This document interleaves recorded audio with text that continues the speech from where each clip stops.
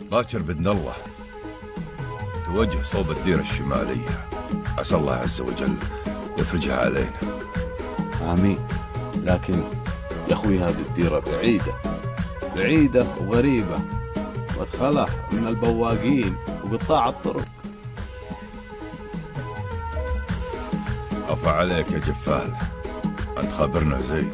حنا من هاب المنايا، واللي وده ياذينا نفرك خشمه بالقاع.